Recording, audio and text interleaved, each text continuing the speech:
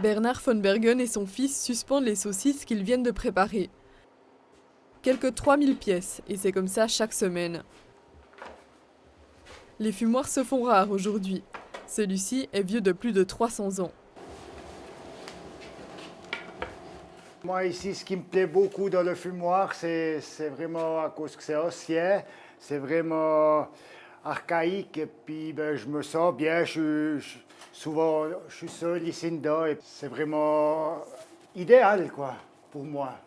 Et c'est tout noir, c'est vraiment à l'ancienne, quoi, à l'époque, donc ça me plaît bien, c'est un peu la grotte. Ce procédé est l'un des plus anciens pour conserver les aliments. Pour garder une viande sur une longue durée, il fallait la saler et la sécher. Mais comme ici, on a un climat qui ne permet pas de sécher à l'air, comme au Valais ou bien dans certaines zones où ça va bien, ici, il faisait avec la fumée. Bernard von Bergen a acheté le fumoir il y a 27 ans.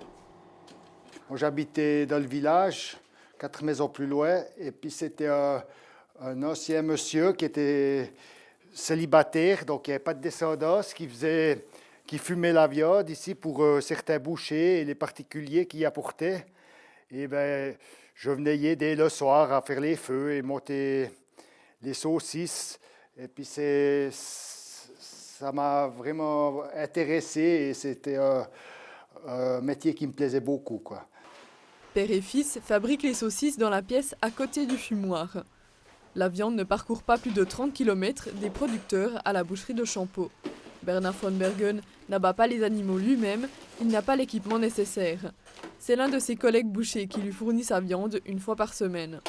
Tous deux connaissent personnellement tous les agriculteurs des alentours. C'est sûr que c'est un point très important de savoir d'où vient la viande déjà, que c'est des animaux qui ont bien été traités. Donc on a une bonne qualité, puis pour sortir une bonne saucisse, il faut déjà une bonne qualité à la base. Une vache donne environ 300 kg de saucisses, soit 1200 pièces. La peau de la saucisse est en fait du boyau de bœuf. Le boucher de formation travaille chaque semaine 600 kg de viande. C'est le métier de ses rêves. Quand j'étais petit, dans le village, ils bouchoyaient encore les cochons à la ferme. Et j'aimais bien aider les bouchers à faire. Et mes parents, on était agriculteurs, donc ça me plaisait toujours quand on bouchoyait les cochons. J'aimais bien comme quand ils découpaient la viande et puis faire les saucisses. Après, j'habitais dans le village, on venait déjà les suspendre ici dans le fumoir. C'était un processus que j'aimais bien et un métier qui me plaisait beaucoup.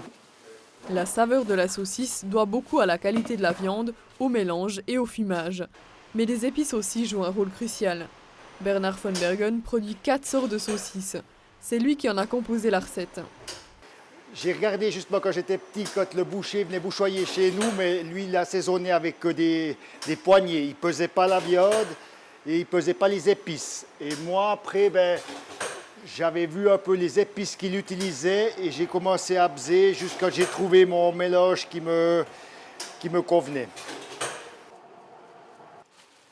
Son fils a pour ainsi dire grandi dans le fumoir.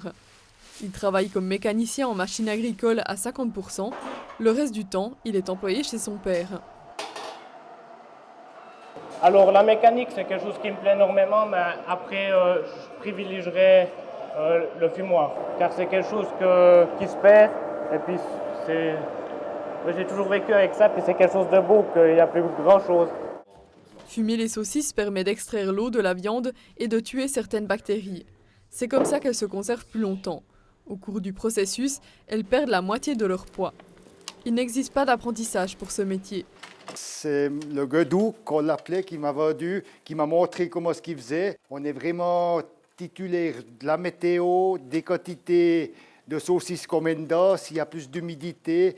Donc après, il faut essayer de faire avec des tirages, ouvrir un peu les portes. C'est vraiment... On doit apprendre soi-même et regarder comment ça va le mieux.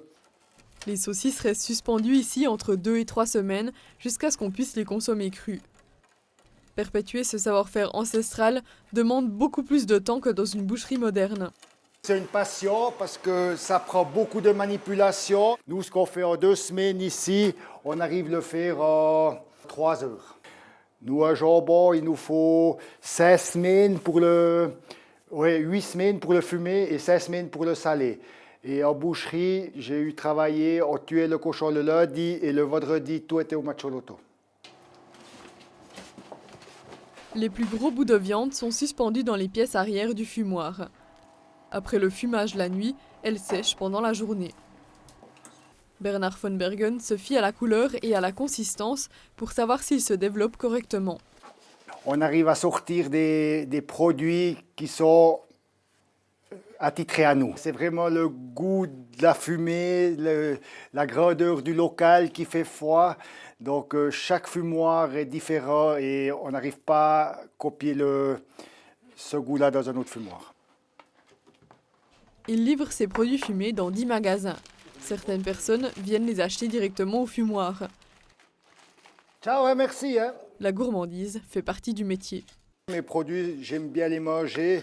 Quand j'ai une petite fête, comme quand je fais les feux ou bien l'après-midi, je me coupe une saucisse et puis un petit bout de lard. J'aime bien déguster comme ça puis voir comment est-ce qu'elles sont. Une fois les saucisses suspendues, il faut allumer le feu. Ce rituel se répète chaque soir. Bernard von Bergen laisse brûler le feu un moment avant de l'étouffer pour laisser place à la fumée. Elle remplit la pièce jusqu'au matin, si bien que plus personne n'ose entrer dans ce royaume de la saucisse et du jambon jusqu'à ce qu'elle se dissipe.